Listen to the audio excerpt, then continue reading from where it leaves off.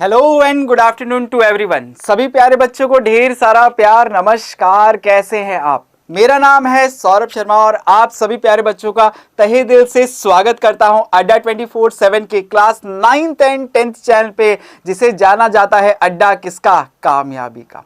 कैसे हैं आप सभी लोग? कैसी रही आप लोगों की दिवाली? उम्मीद करता हूं आप लोगों ने दिवाली पे खूब एंजॉय किया है। उम्मीद है बच्चों आप सभी स्वस्थ होंगे, मस्त होंगे, अपने अपने घरों में होंगे और जोरों शोरों के साथ तैयारियों में लगे हुए होंगे। तैयारियां तो अब आपको करनी भी पड़ेगी ना, क्योंकि अब आप आ गए हो क्लास 9th के अंदर। आप लोग को उसी लेवल पे जाके अब अपनी तैयारियां भी करनी पड़ेगी। और आप प्यारे बच्चों की इन्हीं तैयारियों को बेहतर करने के लिए बच्चों हमने तो यहाँ पे शुरुआत कर दी है आप लोगों के लिए अपने आगाज बैच की। और आगाज बैच के जरिए आपको क्लास 9th के सभी सब्जेक्ट्स, चाहे वो हो हिंदी, चाहे वो हो साइंस या सोशल साइंस या इंग्लिश या फिर हो मैथ, सबके एक से एक बेहतरीन टीचर सिर्फ आप लोगों के लिए यहाँ पे लाइव क्लासेस ले रहे हैं बच्चों। तो क्या आप इन सभी सेशंस का पूरा फायदा उठा रहे हैं? अगर आप चाहते हैं इन सभी सेशंस का पूरा फायदा उठाना तो जल्दी से कर दीजिए हमारे चैनल को सब्सक्राइब, बेल आइकन को क्लिक, जिससे मिलेंगे आपको हमारे सभी सेशंस की रेगुलर अपडेट्स। ठीक है बच्चों, तो ये तो था अपने आगाज बैच के बारे में मैंने आप लोगों को बताया। अब सबसे पहले हम देखते हैं कि आज हम क्या पढ़ने वाले हैं। तो जैसा कि लास्ट सेशन के अंदर हमने शुरू किया था अपना चैप्टर, कौन सा? चैप्टर नंबर 3, निर्देशांक ज्यामिति। कौन सा चैप्टर हमने शुरू किया था बच्चों? निर्देशांक ज्यामिति। कोऑर्डिनेट सिस्टम पे हम बात कर रहे थे, कार्तीय पद्धति के बारे में हम बात कर रहे थे। तो कार्तीय पद्धति पे सारे कंसेप्ट जो हमने लास्ट सेशन के अंदर सीखे थे, कुछ प्रश्न भी मैंने आप लोग को हल कराए थे। आज बाकी के प्रश्नों को हम यहाँ पे हल कर देंगे। तो आज है कोऑर्डिनेट सिस्टम का पार्ट 2, हम आज डिस्कस करने वाले हैं। तो जो भी स्टूडेंट्स अब आज सेशन के अंदर पहली बार जुड़े हैं, उन सभी प्यारे बच्चों से सबसे पहले मैं अपना इंट्रोडक्शन करवा देता हूं। तो बच्चों, मेरा नाम है सौरभ शर्मा, मैं हूं BTech graduate in electronics and communication engineering. मेरे को हो चुके हैं ऑलमोस्ट मोर देन 10 इयर्स का टीचिंग एक्सपीरियंस। और अपने इस 10 साल के कैरियर में 3 साल से भी ज्यादा समय मैं बिता चुका हूं ऑनलाइन एजुकेशन में। ऑनलाइन एजुकेशन के जरिए हर साल आप जैसे 10,000 से भी ज्यादा बच्चों को मैं तैयार करते हुए आया हूं। और आप प्यारे बच्चों की तैयारियों को भी बेहतर करने के लिए, जी हाँ, तैयारियां करवानी है आप लोगों की बेहतर, और इसी के लिए मंडे, वेडनेसडे और फ्राइडे मैं यहाँ पे आप लोगों को लाइव मिलता हूँ 5 बजे मैथ्स की क्लास के साथ। तो जल्दी से जो बच्चे आ गए हैं फटाफट से सेशन को जरा लाइक कर दीजिए, सेशन को जरा शेयर कर दीजिए अपने अपने दोस्तों को, अपने अपने स्कूल फ्रेंड्स को, सबको शेयर कर दीजिए, जिससे मिलते रहेंगे आपको हमारे सभी सेशंस की रेगुलर अपडेट्स। और आपके साथ साथ आपके हमारे दोस्त भी, आपके हमारे सबके दोस्त भी मिलके हमारे साथ आके जुड़ जाए और हम सब साथ में मिलके पढ़ेंगे, आगे बढ़ेंगे। जानते हैं हम, क्योंकि पढ़ेगा इंडिया तभी तो बढ़ेगा ना इंडिया। तो बच्चों फिर क्या तैयार हो? सेशन किसका है? क्लास किसकी है बच्चों? क्लास है मैथ्स की। क्लास किसकी है बच्चों? क्लास है सौरभ सर की। तो एक के बाद एक प्रश्नों को हम हल करते हुए आगे बढ़ने वाले हैं। तो क्या मेरे सभी खिलाड़ी तैयार? तो चलिए फिर शुरुआत करते हैं अपने आज के सेशन की क्वेश्चंस के साथ। सभी क्वेश्चंस को हम यहाँ पे दिवाली के बम की तरफ फोड़ेंगे सर यहाँ पे। चलिए आगे बढ़ते हैं। तो बात करते हैं कार्तीय पद्धति पे आधारित प्रश्नों की। तो सबसे पहला प्रश्न देखिए क्या कहता है। निम्नलिखित प्रश्नों में से प्रत्येक प्रश्न का उत्तर दीजिए। अब पहला भाग इसका क्या कहता है? कार्तीय तल में किसी बिंदु की स्थिति निर्धारित करने वाली क्षैतिज और ऊर्ध्वाधर रेखाओं के क्या नाम होते हैं? कि सर कार्तीय तल यानी कि सर समतल। हमने सीखा था लास्ट सेशन के अंदर कि ये जैसे स्क्रीन आप देख रहे हो, ये स्क्रीन क्या है? एक समतल है। अब इस समतल के अंदर एक रेखा आपकी कैसी होती है? क्षैतिज रेखा। एक रेखा कैसी होती है? ऊर्ध्वाधर रेखा। इन रेखाओं को हम क्या कहते हैं? कि सर किसी बिंदु का अगर मुझे इस कार्तीय तल के अंदर स्थान निर्धारित करना है तो उसके लिए आप 2 रेखाएं खींचते हो, एक क्षैतिज रेखा और एक ऊर्ध्वाधर रेखा, जो आपस में क्या होती है? लंबवत होती है। इन रेखाओं को हम क्या कहते हैं? इन रेखाओं को भैया हम क्या कहते हैं? इन रेखाओं को हम किस नाम से जानते हैं भाई? एक एक्स अक्ष है और एक वाई अक्ष के नाम से जानते हैं। जो क्षैतिज रेखा है उसे आप कहते हो एक्स अक्ष, ऊर्ध्वाधर रेखा को आप कहते हो वाई अक्ष। तो आप अपना उत्तर क्या दे सकते हो? कि सर 2 रेखाएं होती है, एक क्षैतिज रेखा और एक ऊर्ध्वाधर रेखा। क्षैतिज रेखा को कहता हूं एक्स अक्ष, ऊर्ध्वाधर रेखा को वाई अक्ष। इन दोनों रेखाओं को, इन जो एक्स अक्ष और वाई अक्ष, इन्हें हम निर्देशांक अक्ष भी बोलते हैं। क्या बोलते हैं बच्चों? निर्देशांक अक्ष। क्योंकि ये क्या करते हैं? बिंदु के निर्देशांक निर्धारित करते हैं। निर्देशांक अक्ष भी आप इन्हें कहते हो। निर्देशांक अक्ष के नाम से भी आप इन्हें जानते हो। ठीक है, पहला भाग कर दिया हमने इस प्रश्न का। कितने सरल सरल से, देखो और भाग करते हैं, बाकी के भाग देखते हैं। अगला भाग क्या कहता है? इन 2 रेखाओं से बने तल के प्रत्येक भाग को क्या के नाम बताइए, प्रत्येक भाग के नाम बताइए। तो इन दो रेखाएं कौन सी सर, एक तो ये x अक्ष और एक ये अपना y अक्ष। अब ये जो निर्देशांक अक्ष हैं इनसे बनने वाले तल के प्रत्येक भाग का नाम बताना है। तो आपको पता है, हमने लास्ट सेशन में पढ़ा भी था कि ये जो दो रेखाएं जब समतल के अंदर खींची जाती है तो ये समतल को 4 भागों में बांट देती है, और इन प्रत्येक भाग को हम क्या कहते हैं, चतुर्थांश कहते हैं। क्या कहते हैं बच्चों, चतुर्थांश कहते हैं। तो आप उत्तर में क्या लिख दोगे सर, चतुर्थांश। चतुर्थांश सिंपल सा ये इसका उत्तर हो जाएगा। बोलो क्लियर हुई बात क्लियर हो गई। चलिए बहुत बढ़िया, आसानी से आप इन प्रश्नों को समझ सकते हो। और पढ़ते हैं सर, और प्रश्नों को हल करते हैं। देखिए जरा अगला भाग, इन्हें देखो, हाँ अच्छा इनमें लिख देता हूं। यहाँ पे ये पहला चतुर्थांश हो गया, ये दूसरा चतुर्थांश हो गया, ये तीसरा चतुर्थांश और ये चौथा चतुर्थांश। हमने बात करी थी ना, ये चतुर्थांशों में बांटा है, इन्हें चतुर्थांश तो कहते हैं। पहला भाग पहला चतुर्थांश, दूसरा द्वितीय चतुर्थांश, तीसरे चतुर्थांश और चौथा चतुर्थ चतुर्थांश। आपको याद है इसमें बिंदु के निर्देशांक हम किस हिसाब से बताते हैं कि सर ये जो एक्स अक्ष है ना, इस पहले चतुर्थांश को देखो तो ये बिंदु तो आपका हो जाता है मूल बिंदु। याद है आपको, मूल बिंदु या कहते हैं इसे केंद्र, जहां पे दोनों अक्ष एक दूसरे को काट रहे होते हैं, केंद्र कहलाता है। केंद्र के जब दाईं तरफ जाता हूं तो यहां पे आता है प्लस एक्स। क्या आता है बच्चों, प्लस एक्स। जब बाईं तरफ आता हूं तो बताता है माइनस एक्स को। जब ऊपर की तरफ जाता हूं तो प्लस वाई को, और नीचे की तरफ आता हूं तो माइनस वाई को निर्धारित करता है। तो अब अगर आपसे चतुर्थांश एक के अंदर किसी बिंदु के निर्देशांक अगर आपसे पूछ लूं तो आप क्या बताओगे कि सर इसमें एक्स निर्देशांक भी धनात्मक होगा, वाई निर्देशांक भी धनात्मक होगा। तो दोनों बिंदुओं के निर्देशांक धनात्मक होते हैं। वाई दूसरे चतुर्थांश में देखूं तो x निर्देशांक क्या होगा, ऋणात्मक होगा, y निर्देशांक क्या होगा, धनात्मक होगा। तो दूसरे चतुर्थांश में बिंदु के निर्देशांक कुछ इस प्रकार के होते हैं। तीसरे चतुर्थांश में देखें तो x भी ऋणात्मक, y भी आपका ऋणात्मक, तो बिंदु के निर्देशांक दोनों ऋणात्मक होते हैं। चौथे चतुर्थांश के अंदर देखूं तो x आपका धनात्मक, y आपका ऋणात्मक होता है। y क्या होता है बच्चों, ऋणात्मक। तो इस तरह से ये इसके निर्देशांक होते हैं इस चतुर्थांश के अंदर। क्लियर हुई बात, ठीक है। तो आपने उत्तर दे दिया, दूसरा भाग भी आपने इस प्रश्न का हल कर दिया। तो चलिए बढ़ते हैं आगे और प्रश्नों को हल करेंगे। और प्रश्न देखते हैं क्या कहते हैं। उस बिंदु का नाम बताइए जहां ये दो रेखाएं प्रतिच्छेद करती है। सर कौन सी दो रेखाएं, एक्स और वाई अक्ष के। सर एक्स अक्ष और ये वाई अक्ष, ये दोनों रेखाएं जिस बिंदु पर एक दूसरे को काटती है, जिस बिंदु पर एक दूसरे को काट रही है, ये बिंदु क्या कहलाता है सर, ये बिंदु क्या कहलाता है, ये बिंदु कहलाता है केंद्र। इसे हम क्या कहते हैं, केंद्र कहते हैं, केंद्र कहते हैं। इसे आप मूल बिंदु के नाम से भी जानते हो, ये भी नोट कर लो कि इसे आप मूल बिंदु किस नाम से जानते हो, मूल बिंदु के नाम से भी जानते हो। जहां पे निर्देशांक अक्ष एक्स और वाई अक्ष, निर्देशांक अक्ष दोनों जो लंबवत अक्ष है एक्स और वाई अक्ष, जहां पे जिस बिंदु पर एक दूसरे को काट रहे होते वो बिंदु आपका केंद्र भी कहलाता है। इस निर्देशांक तल का, या हम कहें समतल का, या फिर इसे हम कहें कार्तीय तल का, कार्तीय तल का निर्देशांक इसका केंद्र भी कहलाएगा, तो इसका मूल बिंदु भी कहलाता है। आप इसे किसी भी नाम से पुकार सकते हैं, दोनों नामों से जाना जाता है। ठीक है बच्चों, तो ये भाग भी आपने इसका हल कर दिया। आसान है प्रश्न, आसान है। कितने आसानी से आप इन प्रश्नों को हल करते हुए जा रहे हो, देख रहे हो कि सर कितनी आसान से हम इस प्रश्नों को हल करते हुए जा रहे हैं। तो देखो बाकी के प्रश्न भी आप आसानी से करोगे। बढ़ते हैं आगे, अगला भाग देखते हैं। अगला भाग देखता है, देखें अगला प्रश्न आपसे क्या कहता है।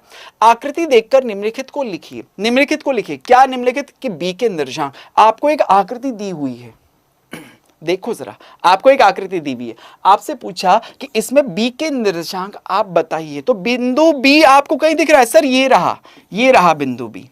अब इस बिंदु b के निर्देशांक मुझे बताने हैं। निर्देशांक देखना आपको कैसे सिखाया था कि सर सबसे पहली बात, अगर मुझे निर्देशांक लिखना है तो निर्देशांक में सबसे पहले आता है x निर्देशांक, फिर आता है y निर्देशांक। x निर्देशांक को कहता हूं मैं भुज, y निर्देशांक को कहता हूं मैं कोटि। याद है आपको, सिखाया था मैंने आपको लास्ट क्लास के अंदर। भुज और कोटि के नाम से भी जानते हैं। x निर्देशांक कैसे पता करते हैं किसी भी बिंदु का, कि अगर मुझे x निर्देशांक निकालना है, इस बिंदु का x निर्देशांक पता करना है, तो इस बिंदु की y अक्ष से दूरी देखूंगा। क्या देखूंगा सर, y अक्ष ये रहा, तो इस बिंदु की y अक्ष से दूरी देखो कितनी है सर, ये दूरी कितनी है, -5। और अगर मुझे ये आपको पता लगा x अक्ष x निर्देशांक क्या हो गया, y अक्ष से दूरी माइनस का 5 है, और y अक्ष से y निर्देशांक क्या होगा, y निर्देशांक होगा x अक्ष से दूरी। तो इस बिंदु की x अक्ष से दूरी कितनी है सर, ये है ये, और ये दूरी कितनी है बच्चों, 2 प्लस का 2, देखो ऊपर की तरफ है, आपको पता ना ये ऊपर प्लस y होता है, नीचे माइनस का y होता है, इधर माइनस का x होता है तो इधर प्लस का x होता है। तो इसीलिए मैं इसके निर्देशांक क्या बताऊंगा, -5,2, -5,2। आप ऐसे भी अभी थोड़ी देर पहले जब चतुर्थांशों की हम बात करें तब भी मैंने आपको सिखाया था कि ये आपका पहला चतुर्थांश था, ये दूसरा चतुर्थांश था, ये तीसरा चतुर्थांश था, ये चौथा चतुर्थांश था। तो पहले चतुर्थांश में जो भी बिंदु होंगे दोनों के निर्देशांक क्या होंगे, धनात्मक होंगे। दूसरे चतुर्थांश में x निर्देशांक तो ऋणात्मक और y निर्देशांक होगा धनात्मक। तीसरे चतुर्थांश के अंदर दोनों निर्देशांक क्या होते हैं, ऋणात्मक होते हैं, और चौथे के अंदर x तो होता है धनात्मक, y होता है ऋणात्मक। बड़ी आसानी से आप इनको पता कर सकते हो। तो अभी हम जितने भी बिंदु के निर्देशांक देखेंगे ना, तो आप उनको चतुर्थांशों के आधार पर भी देख सकते हो, पहचान सकते हो। ठीक है बच्चों, देखते हैं। तो हमने बी बिंदु के निर्देशांक तो ज्ञात कर दिए, कितने आया, -5,2 कि सर -5 इस बिंदु बी के निर्देशांक आ गए -5,2, ये इसके निर्देशांक हो गए। ठीक है, क्लियर, पहला हो गया। अगला भाग देखते हैं कि इसका अगला भाग क्या कहता है कि बिंदु सी के निर्देशांक बताओ। तो बिंदु सी के निर्देशांक क्या आप इसमें पता कर सकते हो कि सर ये रहा बिंदु सी, ये रहा बिंदु सी। अब इस बिंदु सी के निर्देशांक हम पता करें। सर निर्देशांक हमें पता है x, y के रूप में होगा। x क्या होगा, x निर्देशांक क्या बताता है, x निर्देशांक क्या होता है, बिंदु की y अक्ष से दूरी। तो ये रहा बिंदु और इसकी y अक्ष से दूरी, जरा देखो कितनी है, y अक्ष से दूरी कितनी है, -5। तो -5 है सर इसकी, बिंदु से दूरी कितनी है, +5 है, +5 है। तो x निर्देशांक तो हो गया +5, और बिंदु की y निर्देशांक क्या होगा, इसकी x अक्ष से दूरी। x अक्ष से दूरी क्या है साहब, x अक्ष से दूरी ये रही, x अक्ष से दूरी कितनी है, -5। x अक्ष से दूरी कितनी है, -5। तो इस बिंदु C के निर्देशांक को आप कैसे लिखोगे, 5, -5। तो आप इस बिंदु C के निर्देशांक भी बता सकते हो, 5, -5। इस तरह से आप इसके निर्देशांक भी लिख सकते हो। तो हमने पहले भाग में बी के निर्देशांक पता किए थे, अब हमने सी के निर्देशांक भी निकाल लिए। ठीक है बच्चों, और देखते हैं और बिंदुओं के निर्देशांक निकालते हैं। और कौन कौन से बिंदु पूछ रहा है हमसे, जैसे हमसे पूछा -3, -5 को पहचाना गया बिंदु। देखो -3 आपको दिखा सर, -3 ये पहला तो बताता है x निर्देशांक को, दूसरा बताता है y निर्देशांक को। तो अब x निर्देशांक भी कैसा है, ऋणात्मक। तो हम कहां जाएंगे सर, ऋणात्मक x अक्ष पे चलेंगे। ऋणात्मक x अक्ष पे आप गए, -3 पे पहुंचे। ठीक है, -3 पे पहुंचे। ठीक है, y निर्देशांक कितना है, -5। तो y भी क्या है, ऋणात्मक है। तो आप कहां जाओगे, -y अक्ष पे जाओगे, -y इस मूल बिंदु से नीचे की तरफ। तो ये रहा। अब आपको इन दोनों बिंदुओं से इस निर्देशांक वाले बिंदु को पता करना है। तो आप यहां से देखो एक लंबवत रेखा खींचोगे, इससे भी एक लंबवत रेखा खींचोगे, जहां आके बिंदु मिला, ये बिंदु कौन सा था, बिंदु ई था। इसके निर्देशांक क्या लिखोगे आप कि सर -3, -5। तो आप बता सकते हो इससे, इस निर्देशांक से पहचाना गया बिंदु कौन सा है, सर बिंदु ई है। बिंदु कौन सा है सर, यही तो हमसे पूछ रहे हैं ना कि बिंदु कौन सा है। तो बिंदु कौन सा है बच्चों, ई है, जिसके निर्देशांक है -3, -5। कर सकते हो। तो अगर आपको बिंदु के निर्देशांक पूछे तो भी आप बता सकते हो, अगर आपको निर्देशांक दिया हुआ है तो आप बिंदु बता सकते हो, कर सकते हो, बिल्कुल आसानी से कर सकते हो। तो हमने इस भाग को भी हल कर दिया। और देखें सर अगला भाग देखते हैं। अगला भाग में क्या कहता है कि सर देखो 2, -4। आपको पता है पहला जो निर्देशांक होता है वो बताता है x निर्देशांक को, और दूसरा जो होता है वो बताता है y निर्देशांक को। तो x निर्देशांक कितना है, 2 है। x निर्देशांक कितना है, 2। क्या ये धनात्मक है ऋणात्मक, आपने कहा सर धनात्मक। तो किधर जाऊंगा, धनात्मक x की तरफ जाऊंगा। धनात्मक x पे आप गए 2 पे, ये 2 पे गए।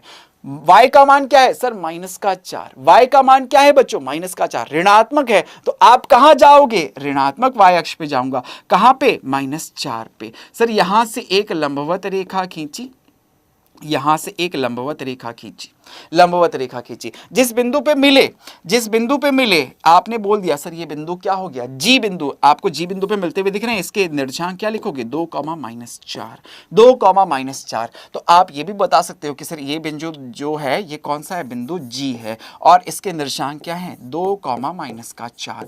अच्छा, अगर प्रश्न में मान लो आपसे ये पूछता कि बताओ कि ये जो बिंदु है कि 2,-4 ये कौन से चतुर्थांश में है, तो क्या आप बता सकते थे। आपने देखा सर x धनात्मक और y ऋणात्मक है, x धनात्मक y ऋणात्मक कौन से चतुर्थांश में होता है, सर चौथे चतुर्थांश में। आपने देखा भी है अभी यहाँ पे, तो आपसे अगर चतुर्थांश पूछ रहा होता ना तो आप बोलते सर चौथे चतुर्थांश के अंदर है। कौन से चतुर्थांश में है सर, चौथे चतुर्थांश के अंदर है। कौन से चतुर्थांश में है बच्चों, चौथे चतुर्थांश के अंदर है। इस तरह से भी अगर प्रश्न मान लो एग्जाम में आपसे पूछ लिया जाता तो आप इसका उत्तर भी दे सकते हो। उम्मीद है प्रश्न आपको अच्छे से समझ में आ रहे हैं कि किस तरह से इन सभी प्रश्नों को हम हल कर सकते हैं। ओके बच्चों, और देखते हैं प्रश्न आपसे अगला क्या कहता है, डी का भुज, डी बिंदु का भुज बताइए। तो पहले तो बिंदु डी देखो, बिंदु डी ये रहा। अब आपको पता है कि सर अगर इस बिंदु डी का भुज मुझसे पूछ रहा है तो भुज का मतलब क्या होता है, सर भुज का मतलब होता है एक्स निर्देशांक। भुज का मतलब क्या होता है, एक्स निर्देशांक, एक्स निर्देशांक। अब एक्स निर्देशांक अगर निकालना है तो आप साधारण सी बात है सर, पहले इस बिंदु डी के निर्देशांक देख लो। तो अगर मैं इसके भुज की बात करूं, भुज और कोटि, अगर मुझे इस बिंदु के निर्देशांक मुझे पता करने हैं बच्चों, एक्स निर्देशांक क्या होगा, इस बिंदु की वाई अक्ष से दूरी कितनी है साहब, ये दूरी कितनी है, 6 इकाई है, 6 लिख दिया आपने। और वाई निर्देशांक क्या होगा, इसकी एक्स अक्ष से दूरी, एक्स अक्ष से दूरी कितनी है, 2 है। तो आपने अगर इस बिंदु डी का निर्देशांक देख लिया कि डी का निर्देशांक क्या है सर, 6,2।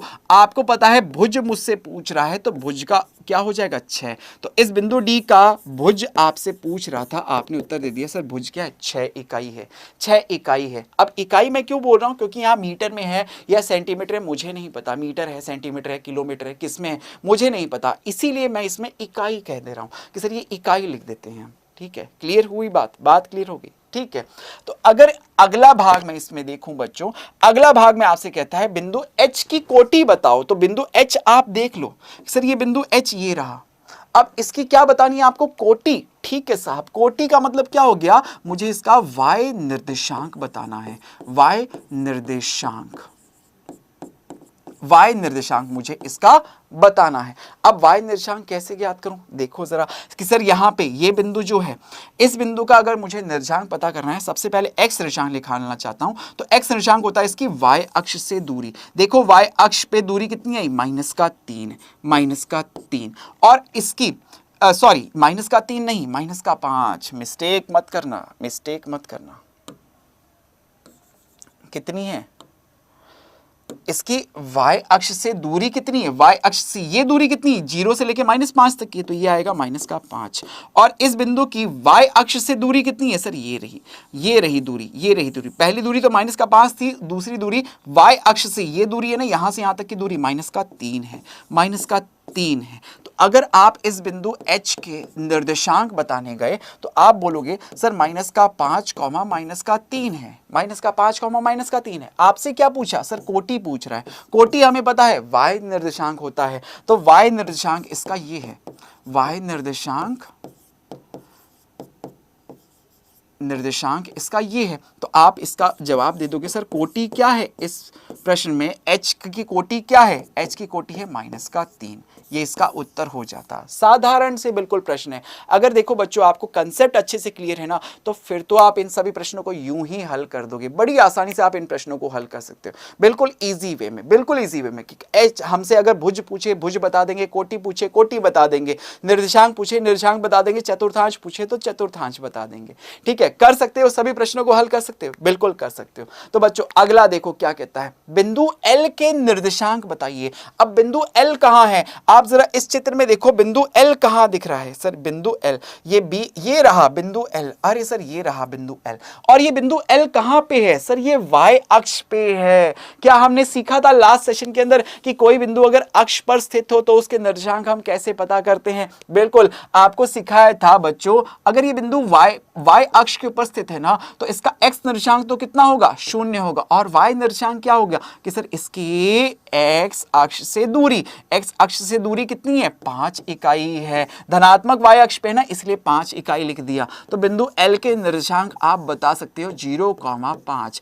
क्यों बोला, क्योंकि सर 0 क्यों हुआ, क्योंकि ये बिंदु कहाँ है, y अक्ष पर स्थित है। धनात्मक प्लस y अक्ष पर स्थित है, प्लस y अक्ष पर यह बिंदु स्थित है, यह बिंदु स्थित है, यह बिंदु स्थित है। इसीलिए हम इसका उत्तर ये कह सकते हैं। क्लियर हुआ। तो अक्ष पर अगर कोई बिंदु स्थित है तो उसके निर्देशांक भी आप आसानी से पता कर सकते हो। बिल्कुल अच्छे से समझ में आया होगा। अगला भाग देखते हैं, बिंदु M के निर्देशांक अब आपसे पूछता है। तो बिंदु M को जरा ढूंढना, M कहाँ है, बिंदु M, अरे सर ये रहा बिंदु M, ये रहा बिंदु M। कहां पे है सर, ये ऋणात्मक x अक्ष पर स्थित है। जरा देखो, x अक्ष पर तो है लेकिन साथ में किस पे है सर, ऋणात्मक x अक्ष पर है। तो अगर मैं इसके निर्देशांक पूछूंगा आपसे तो आप बोलोगे सर है तो कहां, x अक्ष पर, तो y निर्देशांक तो होना है 0। अब x निर्देशांक क्या होगा सर, x निर्देशांक बताएगा इसकी x अक्ष से दूरी को। तो x अक्ष ये रहा और इससे इसकी दूरी कितनी है, -3 है, -3 है। तो आप बताओ कि इस बिंदु M के निर्देशांक कितना, -3,0। माइनस ये 0 क्यों हुआ, 0 क्यों हुआ, क्योंकि ये कहां है, x अक्ष पर स्थित है और x भी कौन सा, -x, इसीलिए x जो निर्देशांक आया वो ऋणात्मक था। तो -x अक्ष पर स्थित है, यह बिंदु कहां है, -x अक्ष पर स्थित है। तो बोलो क्या आपको समझ में आया। सभी बिंदुओं के निर्देशांक आपने पता कर दिए, सभी बिंदुओं के निर्देशांक आपने पता कर दिए। भुज, कोटि, चतुर्थांश, बिंदु के निर्देशांक से बिंदु, अक्षों पर स्थित बिंदु, सबको आपने आसानी से हल कर दिया। उम्मीद है बच्चों आपको सभी चीजें अच्छे समझ में आ रही है। अगला देखो आपसे क्या कहता है, किस चतुर्थांश में या किस अक्ष पर बिंदु, ये चारों बिंदु, ये आपको बिंदु दिए हुए हैं, कहां स्थित हैं। कार्तीय तल में इनका स्थान निर्धारित करने के लिए अपना उत्तर सत्यापित कीजिए। तो सबसे पहला बिंदु आपसे दिया है कि सर कौन सा, -2,4, ये आपसे पूछ रहा है। आपसे पूछता है किस चतुर्थांश पर या किस अक्ष पर ये बिंदु स्थित है। तो सबसे पहले आपको बिंदु दिया हुआ है -2,4। तो सबसे पहले देखो x अक्ष कहां है, x निर्देशांक क्या है, ऋणात्मक, y निर्देशांक क्या है, धनात्मक। x निर्देशांक ऋणात्मक, y धनात्मक, कौन सा चतुर्थांश होगा सर, ये बिंदु A यहां पे आएगा। इनको नाम दे देता हूं ना, ये A, ये B, ये C, ये D और ये बिंदु हो गया आपका E। तो ये बिंदु A जो है ये कौन से चतुर्थांश में आता हुआ दिख रहा है आपको, दूसरे चतुर्थांश में, क्योंकि ये चतुर्थांश पहला होता है, ये दूसरा चतुर्थांश, ये तीसरा चतुर्थांश और ये चौथा चतुर्थांश। तो आप बताओगे सर ये कौन से चतुर्थांश में है, दूसरे चतुर्थांश के अंदर है। कौन से चतुर्थांश के अंदर है, दूसरे चतुर्थांश में है। इसी तरह से बिंदु B की अगर पूछ रहा है तो बिंदु B का है 3,-1, 3,-1।